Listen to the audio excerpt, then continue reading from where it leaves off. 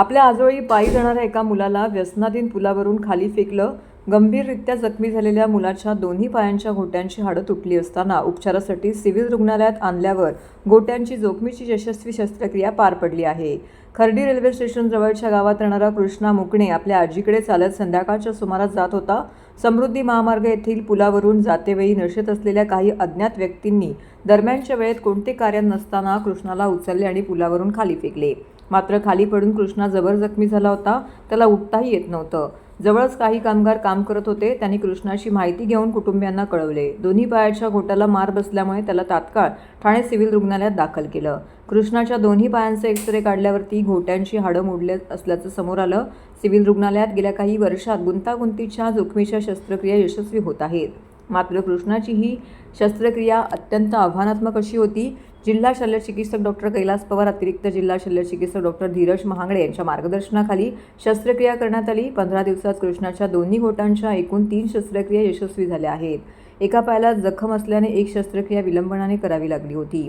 या शस्त्रक्रियेसाठी अस्थितज्ञ doctor Vilas Talwe, doctor Ajit Bhusagare, doctor Mayur Nagargoje, doctor Dipesh Patil, भूलतज्ञ डॉक्टर रुपाली यादव यांसह तेथील स्टाफ यांनी अथक परिश्रम घेतले. एक 14 वर्षाचा मुलगा जो ब्रिजवरनं पुलावरनं पडला होता आणि तो सरळ पडल्यामुळे त्या पायाच्या दोघं घोट्याला सिव्हिअर इंजरी झाली होती आणि कॉम्प्लेक्स फ्रॅक्चर झाला होता. डिफिकल्ट सर्जरीज होती. एकदा करता पडला, त्याला आमच्याकडे ॲडमिट केला. डायरेक्ट खर्डीवरून आला होता. डॉक्टर साळवे, डॉक्टर धीरज महागडे, ऑर्थोपेडिक सर्जन दोघांनी मिळून पेशंटला असेस केलं.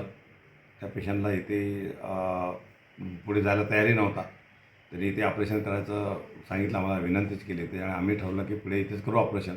तर ऑपरेशन केलं. डिफिकल्ट सर्जरी होती. त्याच्या टोटल आम्ही 3 सर्जरीज केल्या.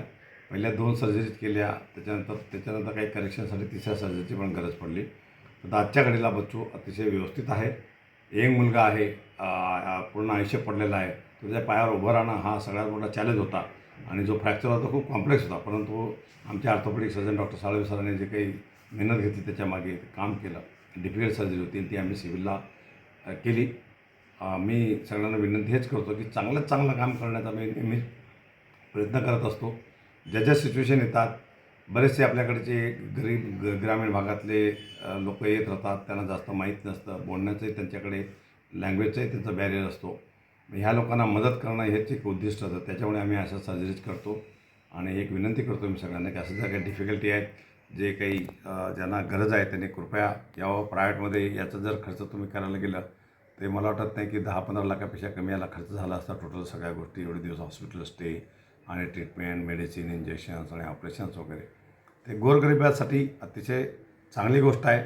तर ही सगळ्यांनाही विनंती करेल, मी आव्हानही करेल की जास्तीत जास्त आमच्या जेवढ्या सरकारी संस्था आहे त्याचा उपयोग करून घ्यायला पाहिजे. इकडे येऊन पेशंट दाखवायला पाहिजे, इथे ट्रीट करून घ्यायला पाहिजे. धन्यवाद.